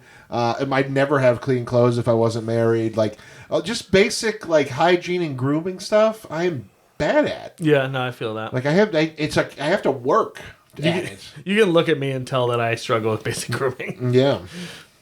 Mona, how's your grooming? Way better than both of us. No, my grooming's good. You seem well groomed. Yeah, I'm well groomed. But like basic tasks, for me, I consider like email a task. Okay. And I'm on top of my work email. But as far as my personal email goes, that's something I don't keep up with. no, and never. it's overwhelming. I'm overwhelmed by all the communication from all the different places. It's just too much. And so I let a lot of that slide. Like I have certain personal email barely gets answered unless it's something that comes in where it's pay this bill. Then I say right away I do that. But for the most part, I'm just really awful at communication. Yeah. No, emailing. I haven't checked my email. My work email and my personal email is the same thing. I unsubscribe from like 20 lists like weekly, and just more fucking junk just keeps coming. It's a huge stress in my life. But I feel like I'm not surprisingly bad at that. You know what I mean? Like everyone would assume I'm so bad at it that I tell my clients that if they're going to email me to text me to let me know so I know to check. Yeah. Because I will miss stuff. I never check my email. Same with the mail. Like, why are we still doing the mail? I feel like we need to reevaluate how we're doing the mail. Like, I know that it's necessary. The reason that we keep it around is if there's ever a wartime situation where like mass communication is knocked out, you need a system in place. That's not the only reason. Like, No, that's why we keep there it. are physical items that you get in the mail that Yeah, but that are handled by UPS. I mean, there's the main reason USPS is cheaper. the main reason for keeping the mail system in place is if there's ever a situation where we need mass communication and our mass communication This sounds fails. like crazy libertarian shit It's where they're true. like, the reason we have the Second Amendment is to fight the government. That's None of these guys can't even fucking run 300 feet. They're going to fight the government. That's why you actually need it. However, I do think we need to reevaluate. Like their motto, like the whether rain or storm. You know what? I fucking haven't checked my mail in a week. And it's gonna be mostly fucking junk mail. If it's raining, don't sweat it. Just fucking stay home. You know what I mean? You can brave the It sun. definitely doesn't need to be a daily service anymore. You can brave the sun. Sleet? Fuck that, dude. Do not waste your time bringing me Kohl's cash. My mail did not come. My mail didn't come in the storm yesterday. Oh, it didn't? Yeah. Good. I'm glad. I opened my mailbox. I'm like, good. I'm glad they didn't. That's actually good. Yeah, no, they could stay home. Good. Take the just day off. do it once Have a you ever week. driven one of those mail trucks? You used to do auto body. Do you ever ever work on those? Yeah. That's the clunkiest, worst fucking vehicle. Dude, I hate to their ever little drive. suits. I hate their little suits. I hate, just fucking let them wear regular clothes. All of them got to carry fucking Couboutons and fucking mace because they're constantly getting accosted by dogs and fucking people. I saw a FedEx driver the other day walking up a driveway, and then I saw this huge dog running at her, and I hit my brakes and stopped. I'm like, shit, I'm going to have to call 911 for this dog attack. But then the dog just licked her, and it was good. It was a happy ending. That's but good. I was like ready to, I was like going into hero mode. That was good of you to They pull already over. knew each other. That was good of you to pull over. No, you could tell because she jumped scared. back when the dog was coming at her. That's like kind of the worst thing you can do because that makes to them that's like combative. Like that's you're being defensive. Yeah. So now they think they're in a fight. But yeah, but it was fine. The dog was licking her. It was funny too because it was a big dog, but it was like a poodle. So it's like one of the. What are they? They're not a miniature poodle. A poodle, yeah. Those are poodles. Yeah. Okay. I forget what's what, but yeah, it was like it's funny because I'm like I know that dog can rip somebody apart, but you just wouldn't picture it. Yeah, that would suck. Because they're like a fluff ball. Yeah, you're gonna want to. It would be a comical eating of a human. You're gonna want to lie when you go to the hospital. You're like, it was a pit bull. It was 2 pit bulls. No, I got mauled by a fucking poodle. Yeah. Do you ever feel like? Have you ever been in a situation where you did go into hero mode, but then it just got way worse, and you actually made it worse? I don't know. Probably. I'm sure it has. Or like it did, or I think of myself as a hero in all scenarios. Like, I'm always doing the most noble thing, even when I'm being a horrific, terrible person. Same, yeah. No, so, I feel yes, that. Yes, yeah, for sure. I feel pretty heroic when I just do stuff like go to the grocery store. And I will defend it forever. Yeah. That I was in the right. Yeah, for sure. You have to. You can't. Once you start, you got to commit to the bit. Yeah. Yeah. What I wouldn't save anybody. No, I'm kidding. I actually did. I feel like you would. I actually did. I don't want to say save a guy from a dog, but yeah, a guy that lived like way down another street used to walk up and down our street, and I was looking outside, and my ex said, some big dog is going after the guy that walks, and I said, what? And I looked, and sure enough, there was a huge dog nipping at the back of this old guy that walks the street. And so I'm like, you got to go. We have to help. So I ran out. He didn't. I ran out, and this dog was very aggressive, very aggressive. And I said, fine, then just, call the cops. And I ended up making sure the guy could walk away, and I stayed with the dog until people came. You should have called Paw Patrol. What I hate about those situations handle it. is that what I hate about those situations is it's like you also don't want to hurt the dog. Yeah. So like, have you ever broken up a dog fight where it's like if a dog's mauling a human, I'm fine with her. Yeah, but I'm not. Oh, I was thinking like a dog fight. Have you ever broken up a dog fight where it's like 2 dogs fighting and you're like supposed to not. You're like, I could fuck both you guys up right now if I needed to. Yeah, but that's really like dog fights are like my mom always told me, because I grew up with dogs. My mom always said, if 2 dogs are fighting, if they're on leashes, get them away from each other. But if 2 dogs are fighting, if you get in the middle of that, you're screwed. Oh yeah, the big time. Yeah, I was walking early mornings in my neighborhood here. Yeah, I mean it's pitch black. I walk with a headlamp, and like the animals, all you would see is their eyes with my headlamp. And like it was almost always deer, but like deer, like if they're eating or like if they're laying down, like their eyes are low. So I'd always I'm like, that's a pack of coyotes. I know that's a pack of coyotes. That's what I always think. But one day I was walking, all of a sudden I hear barking, and I see these eyes coming at me, and I know the house. They have a big dog. I think it's some sort of mix, and that dog could F me up for sure. But they also have a Frenchie, like the little 10-pound dog. And I started to like run, and I turn and it's the Frenchie. I'm like, oh, all right, come bite me. I'll be fine. The only thing they're gonna hurt are your feelings. Yeah. What's next? Do we all do one? I don't remember what the question was. Did I do one? What was the question? Simple task you're surprisingly bad at. Oh yeah, did. I would say more seriously than breathing is going to bed at a normal time. I fucking You are terrible. I fucking struggle with that, and it used to not matter. I used to have enough energy, but now I'm getting old and it's starting to matter, and I'm starting to be like, oh fuck, I really can't stay up until 2 a.m. anymore. But what happens is you get sucked into something, and then suddenly it goes from being fucking. You're like, I'm gonna go to bed at 11. Oh fuck, it's 3. All right, well I'm gonna finish it. I'm gonna at least finish this up. Oh fuck, it's 5. Oh fuck, okay, I really gotta shut this off, and that happens to me probably 3 times. I ran out of weed yesterday, and I had a very hard time going to sleep. While you were in Massachusetts, of course. Why do you say that? Because weed is illegal. Oh, aren't we in Massachusetts right now? Oh yeah, that's what I meant to say. Come arrest me for that half ounce of weed I smoke a month, if it's even that. Yeah, go for it. I'll let you cuff me. We'll all laugh about it. What is your $1 million idea? I don't know mine, but my dad always claims that he invented the keyless entry for cars. Not the keyless, the remotes. He always tells. He's like, I came up with that idea. And I'm like, yeah, but you didn't like anybody could have thought about it, but you didn't know how to engineer remotes. Did he even think about it? I don't know. He's like, I had that. I had that. I came up with that in the 70s. I don't know. I would love to hear your dad's. Have you ever asked him about it? I haven't brought it up in a long time. I just started doing this thing where I bring up old stories to my parents that like they probably don't remember, like from my perspective as a kid. Because they're getting older. I mean, they'll probably be here at least another decade, but like they're getting older, and I'm like, I really haven't shared a lot. Like, and me sharing stuff gets them to share stuff, and it's cool. But like, I brought up the other day this example. I heard my mom when I was a kid telling somebody that they almost had to break her shoulders when I was born to get me out. This is not what she said, but I pictured for years, I mean, deep into my childhood, that birth happened through, they had to remove the woman's head, and then the baby was the baby was pulled out through the neck hole.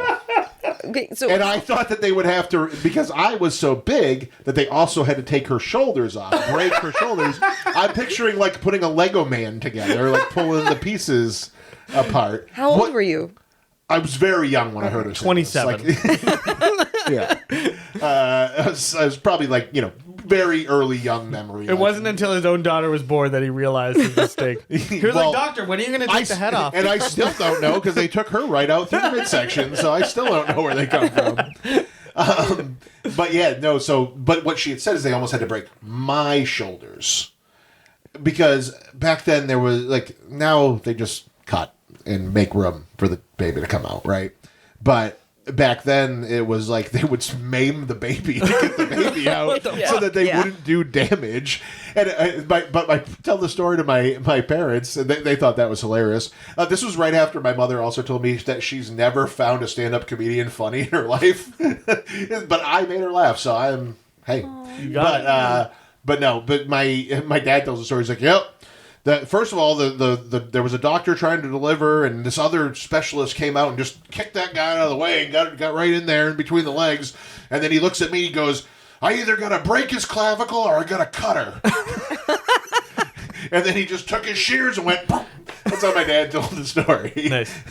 Jesus Christ. I'm sorry, I have PTSD right Yeah, now. holy fuck. Yeah. I know, as I'm saying it, I'm like, you've been through this multiple times. I know that sucks. But That sounds terrible. I mean, the C-section birth was when I was traumatizing for One me. of that. I big had one of time. those too. Just to watch, I was just like, this is... And I'm like, I was... Because everybody I tell the story to, they're like, just stay behind the curtain. I'm like, nope. I was going to see my kid be born. No matter what. And I watched them take a rabbit out of the hat by the foot, like, out of the midsection. And that after they stitched her back up, I had this very clear memory of the two doctors shaking hands across the table. And I go, was that a particularly good one? Like, yeah, that went really well. Okay, cool. I remember when my son was born, he had to go to NICU because he was born early, and my wife had to get taken to surgery, and it was like a no big thing. But I was like standing, because obviously I make movies, I watch so many movies and TV, and I was like standing in this hallway, and I was like looking down one side, and my wife was going away, and I was looking down the other side, and my son was going away, and I was like, fuck, if this was a TV show, one of them would die. I was like, and it would be whoever I didn't go with. I obviously had to go with my son, but I was like, my wife is gonna die, and fucking, I was like convinced. I was This like, is it. I was This like, is it. make sure you call me.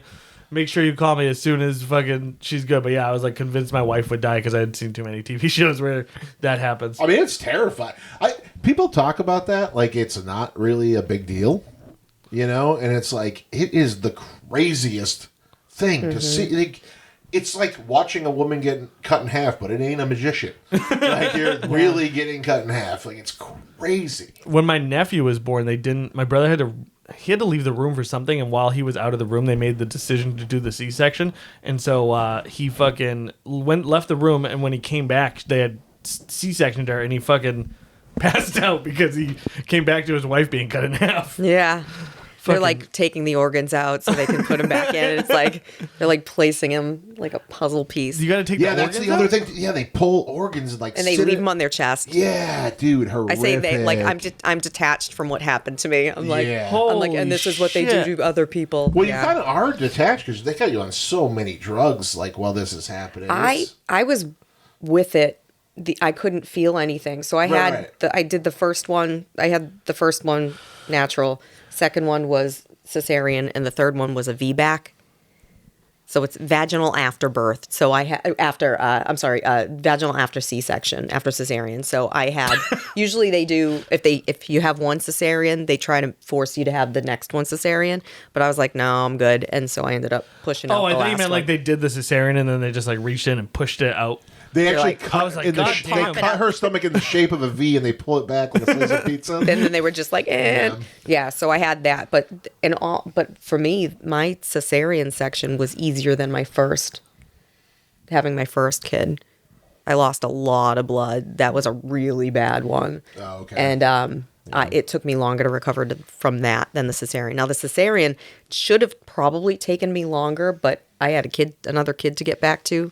So I tapped out of the hospital early, and then I went back, and you're supposed to be a little more careful with people after they have one, right? My mother-in-law took my seat. We had one of those, the pillows, the seat pillows that push you up a little bit, people use for reading. I went up to go get something, and when I came back, my mother-in-law had sat in that seat. Oh, no. My recovery seat. And I was like, what a cunt. Bitch.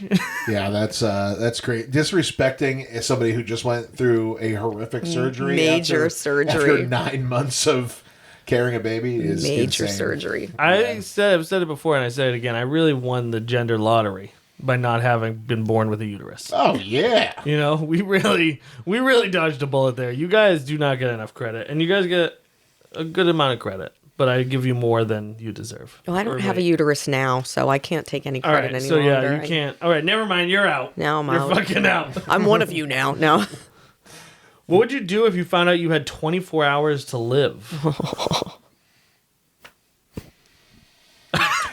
Crimes. I always 24 hours is not long enough, but I always think if I was terminally ill, I am just doing every spending all the money recklessly, charging up the credit cards, and just do it. 24 hours isn't much, so I'd probably just go kill a bad person, some sort of heinous. I was gonna say I'd do like a Luigi Mangione situation. Yeah, exactly. Take out a fucking healthcare CEO. This is multiple pieces of evidence against Nick now. Whenever he does do this stuff, No, I'm not going to do it. But if I only had 24 hours to live for some reason, like if I was going to commit suicide in 24 hours, then well, Would you tell people? I wouldn't even tell anybody. tell them that I was going to commit suicide? I wouldn't even tell them I'm going to be gone in 24 hours. No, I would just go- be like, see ya. No, and I then would just go take get off. my kids out of school, and then I would just go do something really fun with them, with them and my wife. I'd probably tell my wife, and then we'd go somewhere with my kids. I don't know. Yeah. Would you go to McDonald's? Take them to McDonald's. I'd spend the whole 24 hour. I'd find a 24-hour McDonald's. At McDonald's. And sit there the whole time, breakfast, lunch, and dinner. Oh man. Then you'd ruin Yeah. McDonald's because it'd be like someone died just from right there from eating McDonald's. This question always fucks me up, but would you? Oh, actually, interestingly, Luigi got caught in a McDonald's, so you True. could finish. You guys could kind of finish off the same way. Yeah. That would be poetic. It'd be a tribute to. Yeah, that would be Luigi. poetic. This one always fucks with me. But if your children were asleep, and if you got a text on your phone that said that they were the Russia had launched the nukes, and you had 20 minutes, would you wake them up or would you let them sleep through it? I mean, is there any chance that I'm going to get us away? I don't know. I mean, it's a nuclear bomb coming at you. So. Because if there's a chance that I could get out of the blast radius, You wouldn't have then that. let's You go. wouldn't really have that information, though. You know Why what am I I mean? getting a call directly? You would get a text. We would all get a warning text. Okay. So an emergency broadcast Yeah. system. 20 minutes, no chance of anything. You don't know. Okay, You would just get a text that said you have the 20 minutes. How big is a nuke blast radius? How It depends probably on the size of the bomb. For sure, but I'm just thinking. I would think kinda at least on a couple. average. I would think it would probably be affecting you at least a couple miles out. I mean, I can get in 20 minutes. I'll do 80 down this road. yeah, but so is everybody else is going to do that. You know what I mean? Or maybe they I'll won't. act maybe they won't. faster. I'm always first in line. Yeah. I get because I'm fat. I'll be up anyways. So I get to cut the line because I'm fat. I wouldn't wake right? them up. I just leave them and then get in my car. Oh, No, I'm just kidding. I would get me and my children all in one bed, Yeah, and we would snuggle in a big snuggly heap, and then die. yeah, and then I mean, if I'm in the zone where I'm getting vaporized, I might just prefer that. I mean, who wants to live in a post I mean, because really, if one nuke goes, Depends. Could I be it like? ain't gonna be one nuke. Yeah. Like this whole world is going. dude, up. if AC gets taken out, I'm fucking done. Atlantic City. No, if air conditioning. Oh, If for some reason I never knew him to be a gambler. if China, I like how he's like, if air conditioning's gone, I'm just done. if China bombed our air, like destroyed our ability to fucking create air conditioners, it's over for me. I'm fucking toast. I'm gonna jump off. I'm gonna find the nearest building and jump off. I mean, air conditioner isn't probably enough for me to end it, but I do always think about like people who like lose a limb or like are paralyzed or lose hearing, sight, whatever. I'm always just like, I don't want to go on when I have a cold. Like, how do these people push through it? It's crazy to me. That's amazing because I was gonna say humans are resilient. Like creatures are Not me. resilient. Animals, humans. Like unless you're just if you're a really big pussy, then I guess I am. I have not experienced any real trauma, and I have still had to spend years in therapy trying to get over my non-trauma. stub toe away from fucking taking myself out. Stub toe is the worst. It's not going to take much. It's not going to take much to push me over the edge. If we were, like, I actually said that one time to a dentist who had to give me, who had to put me, like, nitrous me, and I was like, just so you know, if I don't have the will. So, like, if something starts going sideways, it's all over. I'm like, I'm not gonna fight. What was gonna go sideways in your I'm not mental fighting. decision? Nothing. I was just fucking with them, but it's like, I was like, if I ever, it's like, you always hear that where like people go out in for surgery and they're like, yeah, we've never seen anything like it before. Like they just had such a will to live. They would not say that about me. They would be like, he kept trying to die. We had to kept fucking bringing it back. I will say, being a father, I'm more likely to try to survive. Like today, I released my LaChance encounters with Richie from the Bruisers, who is struggling with cancer, and I'm like, if I had cancer pre-kid, I would not. I'd be like, don't even treat it. Like, yeah. And I would do how much time we got, how much can I spend? Let's go. Let's travel the world and have a good time. And I would start drinking again. I would have a great time. But like now that I have a kid, like my want to survive is there. Yeah. At least till they're 21, 25. 18 for sure. Yeah, I think 25. I was out of the house at 17. My kid better live up to it. Yeah, all right, that's fair. Yeah, you're so tough on her. I wouldn't. She's gonna. I have am. to be, I'm such she's a like tapping out. I'm gone. Dude, she's gonna be here when the most coddled. Yeah, kid. she's gonna be here as long as she wants, and don't ever let Alex fool you. Yeah, I do want to. I have talked seriously about buying a condo and renting it out just so I have a place to send her if I need to at some point. Just so I can buy it now, and then it's like you could always refinance down to a lower payment at that point, and just let her take over the rent. That's my thought process. I'm not into kids staying in the house. He's also not into Nepo babies. No. But let's set my own kid up for this. I'm all for that. I think it's kind of crazy to think that, like, if you succeed at something, you wouldn't set up your kids to also succeed. Like, you don't want to do it in a way where they can't succeed on their own, right? But, like, why would you not, like, well, I think nepotism is about, like, if... Like they're unqualified. I'm sort of a nepo baby because I got into auto body originally because my dad had done it. You know what I mean? But you could do the job. You did the job, and you stepped it up, and you helped the company grow as well. I mean, I think when I think of truly nepotism, it's like they're completely unqualified, bring nothing to the table. I know a few of those. Hunter Biden. I know a few of those. That's fair. Like, if you're smoking crack in the White House, like. You fucking rule. Yeah, it is awesome as fuck. That is the coolest thing anyone's ever done. But say what you want. Hunter Biden is probably a good hang. Probably a good hang. Hell yeah.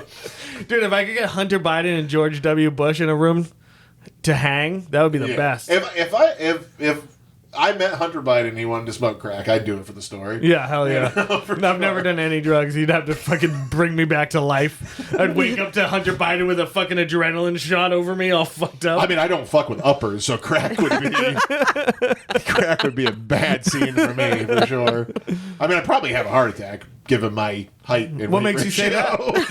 Well, you haven't had McDonald's in 3 days, though, so I'm actually, the whole reason I'm quitting McDonald's is so I can smoke crack. Out of nowhere, they're like, this guy, I've never seen anything like it. His will to live. All right, you want to hit one more? All right, we can do one more. And then we'll wrap up. Can't do that one. When you say can't do that one, I'm just like, what is it? Yeah. It's what's the craziest thing I've done with a stranger? We could do that. I can't think of any right off the top of my head, but we could do. I mean, that's nothing. Just because you did something, crazy doesn't mean it was bad. When I was in high school, I played Russian roulette with a homeless guy. Really? One pull, yeah. I mean, you win. Are you serious? Yeah. Holy fuck. You know, in Manchester, the homeless encampment that used to be down by the train tracks? Yeah. I had a friend that lived there, and we went there, and they were all like partying and hanging out. You had a friend that lived there? Yeah. At the homeless camp? Yeah. Okay. And when we were all partying and hanging out, and I ended up doing a Russian roulette pull on at the train yard. Now remember what Nick just said a few minutes ago. He's never done drugs. No. You never drank either, right? No. I was just stone cold sober. Loved playing Russian roulette with a homeless guy. Just loved. I can't believe this isn't the first story you tell when you meet people. This is unreal. This is opener. Holy fuck. I mean, at the time, honestly, it sounds. I mean, it is crazy. Like looking back now, it's fucking insane. But like, I didn't really I was like 17, 18, so it's like I didn't really like put it together. You know what I mean? Like you don't really. There's nothing I did at 17 or 18 that even rival. Like I would have considered that the craziest fucking thing ever. That's the crazy. That my friend circle. That's one of the craziest things I've ever fucking heard. There's no way. Yes. There's no way. Russian roulette is insane. No, I know, but there's no way that knowing your friend circle that more people haven't played Russian roulette. The only thing I'm sure they have, but the closest thing I've witnessed personally to Russian roulette was a friend of mine.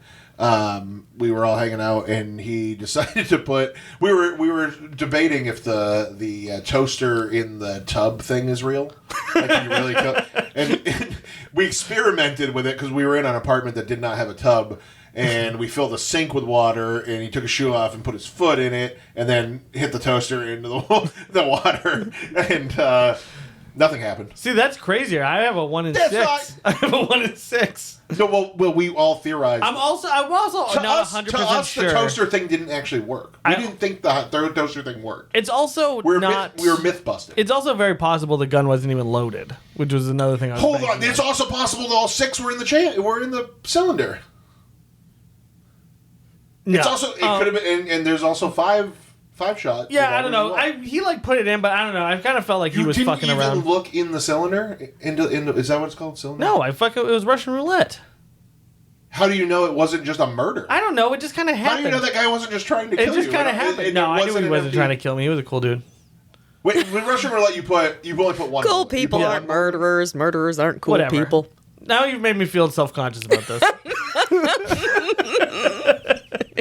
It's like time to rethink decisions. So I can't think of anything specific that I've done with a stranger, but I used to play pretty competitive Magic the Gathering, but I was on a Magic team, which you don't really play as a team, but we call it a team. We were just a bunch of people who like to drink and then go play a children's game. And we'd get really fucked up and go to these really serious, like huge tournaments and just get absolutely annihilated. And I was playing. There'd be these 2-day events. There's one in Providence, and I ended up. Everybody failed. Went home. I had driven down by myself, and everybody else I was with were like, "Fuck this. We're not playing Sunday," because everybody's records were just terrible. It wasn't worth playing, and they didn't want it. They always have side events. They didn't want to do the side events. Anyway, everyone was trying to leave, and they're like, "Where's?" Or I'm not even gonna say his name because I don't know if he wants this story told. But it was like, where's this one friend? He had disappeared completely, and was like the biggest drinker of the crew. And I'm like, oh, whatever. If he shows back up, I'm gonna stay here and I'm gonna play some side events. And if he shows back up, I'll give him a ride home. And it's like 6 hours into this day, and all of a sudden he comes in just dripping sweat, like looks like his eyes are just like huge, like he's stumbling around. And he's got a little bag, and I'm like, where have you been? He's like, oh, I got a lot to tell you. I'm like, what's in the bag? It's like wings. Want some wings? And it's just like it's literally just a grocery bag full of cooked wings. And he's ranting. He's like, one of this magic judge we knew. Like he's like. He's trying to throw me out, but I told him I'm not going to hurt anybody else's stuff. And I'm like, what the fuck are you talking about? Because it's just like people get very sensitive about like people being reckless because you're playing with thousands of dollars of cards a lot of the time. He's just going on and on. He eventually tells him his story that he went and bought crack for a homeless guy. He just met a homeless guy. The homeless guy told him that he needed crack, and he said, "Okay, I'll bring you to go do some crack." And so he's like, he went with this guy to meet his dealer and bought crack for the homeless guy and watched him smoke it. And then came back to the Magic the Gathering tournament. Don't let your kids play that game. Nice. Nice. That's the people you'll meet. The cautionary tale. It's funny. Yeah. This question is always... I've actually seen this question before, and what's funny to me about this is, like, I feel like you spend... Like, as a parent, you're always like, do not go with strangers. Like, do not go places you're not supposed to go. But, like, literally all the most fun times have been like, all right, I'm going to get in this car with a stranger. I'm going to go to this fucking place I've never been before. I'm going to fucking hang out, you know what There's I mean? going to be a gun. Yeah, Oh, there's gonna be a gun. here's one of mine. I was just thinking, I'm like, yeah, you say don't go with strangers. Well, then I got into punk rock. I started touring in a band, and, like, you make no money, so you have to stay at random people's houses or in your van on the road.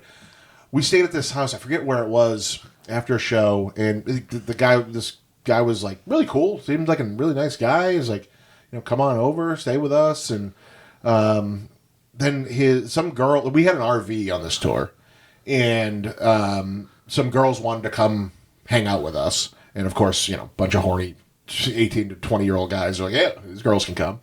Unbeknownst to anybody, that one of them was the ex-girlfriend of the guy we were staying with. She was borderline stalking him. She was like, kept wanting to insert herself into his life over and over and over again. And then, like, one of the guys convinced her. Like, they were hanging out in the van, and, like, I was asleep. One of the guys convinced her, hey, just go in the house, see what happens. Like, just trying to create chaos, He ends up fucking throwing her by her collar and her back of her pants out the front door, down the fucking stairs in front of us. So I was like, and it's like, where else are we going to go? I mean, we didn't have cell phones at the time. We had no money for hotels. I'm like, all right, well, I'm just going to stay with this guy who just beat the fuck out of this woman. That's not a good story, right? I'm like, this is horrible. Yeah, it's horrible, but it's just something, stranger. It's stranger related. It's a stranger. I didn't do it with the stranger, but it was something I witnessed because of going and hanging out with strangers. That's all. It was insane. She seemed fine. She was okay. I don't want anybody to be alarmed. She was fine. She was okay. But, By morning. But, or at least I assume she was. She wasn't there when we woke up. All right, you got a stranger story? I don't think I can top any of that. I don't think All I right, guys, you're making me feel weird about my story. All right, so the number one detail of this podcast is Nick tried to kill himself when he was 17 years old, and we're very happy he survived. Yay. Here I am. I hope my mom doesn't watch this. Your mom is not getting through 2 hours of this. There's no way. I can't clip this one. No I can't clip that. Do you want to try one more then? So we can Sure, because my story was a bad place to end. It was like we talked about earlier. I was like starting the joke and then realizing, I wasn't trying to be funny with it. I just think that it was a crazy thing that happened to me. That's all. like, he tossed her out. Yeah, literally. What is a strange combination of food that I love? Strange combination of food that I love. I just love food. Did you grow up like culturally Jewish? Like, did you eat like Hebrew food? Some, not a lot. Because like I remember some, I don't know what it was, but I remember I was doing a roofing job at a Jewish person's house, and they came out and they were like, "Oh, this is some traditional Hebrew food," and I remember thinking, I'm like, I cannot eat this. Like I did. Yeah. But I don't remember what it was. Was it like gefilte fish or like? I have no. I mean, kugel this or... was 25 years ago. Yeah. But like that's like the first thing that comes to mind is like other things that other cultures do. No, that I'm not familiar. No, with. what strange food combination do you love? Oh, that I love. I guess that's. Well, I was. This is the opposite. I was trying to. Yeah. I was trying to see if there was something. Tell us some weird Jewy stuff. I was trying to prompt her to say her weird chewy stuff. That's what I was trying to get at. No, I don't know. Alex is like, I've been waiting for this lane to open up so I can tear into Yes. some weird. I want to end this podcast as badly as possible, so I want to steer into making fun of other cultures, beating up women. These are all the things that I Quick, want. do an accent. That's the perfect time to bust out your infamous Chinese accent. Oh, no. That's something I've never. We're not gonna do That's it. actually in my worst of edgelord days. I would never did that. That's not a thing for me, really. No, I don't. So weird. Quick, change the subject. Weird food conversations. I had. I can't think of any of mine because I don't judge them as weird. Do you know what I mean? Yeah. But like I. Well, you freaked out the other day when I said, what was it, apple pie and cheese? Yeah. Fuck Really? that. Apple pie and cheddar cheese? Cheddar cheese. That's like has a been on famous everything. New England thing. I don't understand. See, no, it's Did you not. see me twitch? I was like, Yeah, what? that's like a New England thing. There is nothing Cheddar cheese more on apple pie. new that she is from the epicenter of New England. Okay, if she doesn't think it's a traditional New England thing, it's You not. can get it at Okay, let's be any fair. place you get pie. Cheddar cheese on a. Okay, so Yes. maybe if it's not like a super white New England, maybe I'm not as. I don't know. Is that like a super white thing? I mean, it's a New England So thing. he says to me after when we were debating this, he goes, "Well, you know, on a charcuterie board, they like give you fruit," and I'm like, "Yeah, that's garnish. Like No, I'm not eating that with." You've never had like No, apples, you're supposed to pair things apples together and though. cheese? You're supposed to. apples and Apples and cheese is good. Yeah. So cheese on an apple pie. It's the same fucking thing. It's an apple just with a a weird- Well, it's with not a the same cracker. thing because now you're talking. It's it's sweet and apples are sweet. Damn it. It's the same fucking thing. It's the same exact thing. I think as soon as you melt cheese, it becomes something different. yeah, it's though. basically a It's all charcuterie board that's been out in the summer heat for a while. No, I've indulged. I'm like, if it's still sitting there, I'm like, they're like, that cheese is sweaty, and I'm like, it's all mine. I actually started watching Dexter again the other day, and the first episode of Dexter, he talks about like this was like a main theme of Dexter originally was that he like loves eating food in the car. And every time I think about eating food in the car, I think of you. So I was like, "This is Mona. Mona's probably a serial killer." It's a good time. He was like, I just do it by necessity. Like I'm always on the road. Same. So. Yeah, but there is something different about eating. Nick food in the car. will eat Anything. food in like a parking lot, and he'll get a shrimp ring from the grocery store, and That's magical. He'll just throw That's good. the tails in the parking lot, That's- and he doesn't consider that littering. That's not littering. It's biodegradable. It's gonna Yeah, fucking but biodegrade it's not within biodegradable in a parking within lot. 24 the next hours. person that has to come and like pull in there, they're Hot gonna make summer some, day. They're It's gonna fine. They're A bird's make gonna some- come by. It's gonna eat it. Hot summer day and shrimp because I eat shrimp ring in my car and I don't throw the tails out the window. So and I forgot about it. Wait, and, you eat a shrimp ring too in Oh your hell car? yeah! You never eaten a shrimp ring in your In car? my car, that I've never done. no, so now good. I'm like, It's- I feel so. I'll anytime I go to Hannaford, I get what I call a road snack, where I just like, well, I'll get, but like obviously Hannaford doesn't have a lot of prepared food, so a lot of times it's just like a fucking block of cheese or that would keep in the like winter though, right? Yeah, it'll keep in the winter. Because I don't like eating before. Well, you don't gigs, want frozen before shrimp shows, either. But afterward, You can get a cooler anytime. yeah, I do have a cooler. The Because nice- I'm like, oh, I could always start bringing different. The nice thing about I You actually get a started. power converter and put a whole mini fridge. In I your car. just My snacks are started usually seasonal. this year. I started carrying a cooler with me all summer, and it was the best move I've ever made. It was the fucking top tier. Any point in time, if he found a shrimp ring, he could. Yeah, he could have Yeah. a ring. Dude, there was That's smart. when fucking Walmart had to put all those ones on discount because they were radioactive. Your boy went dumpster diving, got himself some shrimp. And that's how you're going to prolong your life. Yeah, Radioactive shrimp. radioactivity. True. Now I'm like the Hulk. When I worked at Aubon Paint, I had a guy that used to come You worked at Aubon Paint. That was a Jesus throwback. Christ. I was like, at those- the Fox Run Mall, which I just saw this morning. I saw an article that they're demolishing the Fox Run Mall. Oh, wow. In Newington, but yeah, there was a guy that used to come all the time. He worked in the mall too, and I think he worked at one of the jewelry stores. Not that matters. He would order. I feel like you were trying to insinuate that he's gay. Not at all. He worked at a jewelry store. You know what I mean? Not at all. You know Not what at I'm all. trying to say? But he was Jeweler. He was a jeweler. I mean, I don't think that's even a stereotype. I don't think it is either, but that's just like the first thing that popped into my mind. I thought it was a Jew joke. Yeah, you guys hoarding all the jewels. No, no. He would order a roast beef sandwich with a scoop of tuna salad on it. That's weird. Yeah, Little surf and turf for the first thing in the morning. surf and turf sandwich. No, it was like it was night shift. Like that was his dinner. He'd come in. What's a weird thing you eat at the wrong time of day? Because I'll eat a fucking Anything. I'll wake up and eat ice cream. Yeah, for sure. I used to do this thing where I would wake up and this is so foul. You guys are gonna fucking hate this.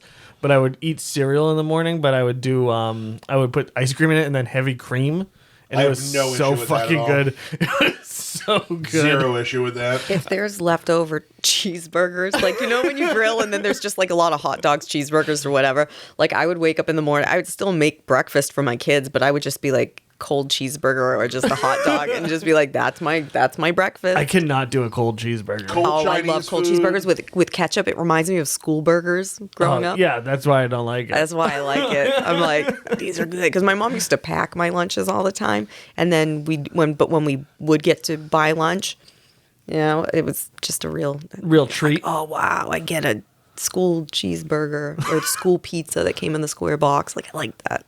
The school pizzas were good. I'll give you that. My high school pizza was good. My elementary school would do these sheet pan pizzas that were just like crunchy. With the crunchy cheese that was like Not a the weird cheese. color.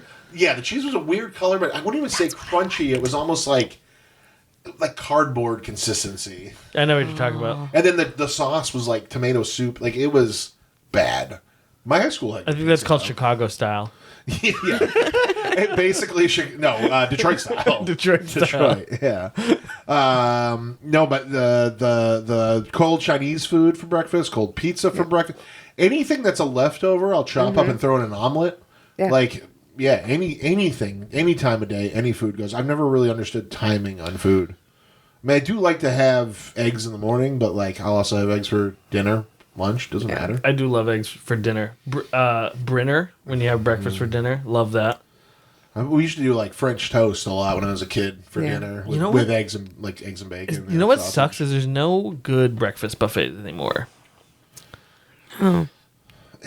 We've had this conversation. Every buffet sucks. There's never been a good buffet. Bickford's breakfast buffet fucking was great. You were just poor and hungry. Yeah. That's all it is. I'm still poor and hungry. I bring back Bickford's. You're Bickford's. not as poor as a teenager who was trying to play fucking Russian roulette with homeless people. Fair. All right. And we'll end it on that. So, January 20th. What is Gonna- it, Tuesday? It's a Tuesday, January 20th. The Shaskeen, 7 p.m. We're going to have Mona, Matt Berry, Tristan's last name. I don't know what Tristan's last Trifflin name is. Hoffler. Hoffler. And the New England dad, Zach Remy, will be competing against each other. Nick and I will be hosting. There'll be Ken Murphy will also be hosting. and we have an opening stand-up set from Derek Ziba.